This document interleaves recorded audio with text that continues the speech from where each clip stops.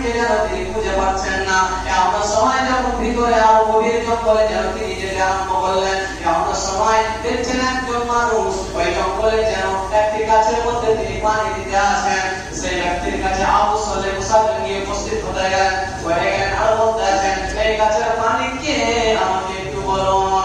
আবু সালেহ মুসা কি আল্লাহর একজন নেককার বান্দা, আল্লাহর একজন বুজুর্গ ব্যক্তি, আল্লাহর একজন আল্লাহ বলে সে আবু সালেহ মুসা কি ওই ব্যক্তিকে বলছেন, বলো জঙ্গলের মালিককে। ওই ব্যক্তি বলেছিল, এই জঙ্গলের মালিক আমি নিজে।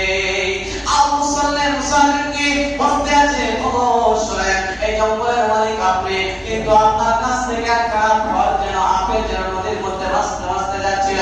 আমি অবশ্যই ছিলাম, আমি ইফতার করার জন্য আপনার আপেল খানা আমি যেন ভক্ষণ করে নিয়েছি। বলে সুবহানাল্লাহ, সুবহানাল্লাহ, বলুন না সুবহানাল্লাহ, সুবহানাল্লাহ। আবু সালেহ মুসা কি যেমন এই কথা বললেন,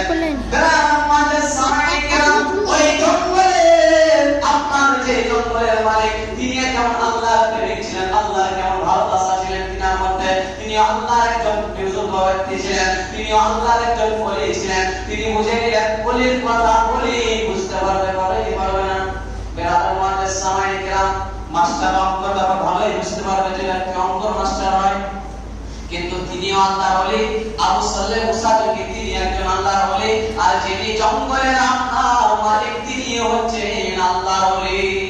দুইজনে আল্লাহর ওলি। তিনাদের মনের ভিতরে আপনার সেট হয়ে গেল। আপনারা বুঝতে পেরে নিলেন যে এই ব্যক্তি এমন কোন ব্যক্তি যে আপনার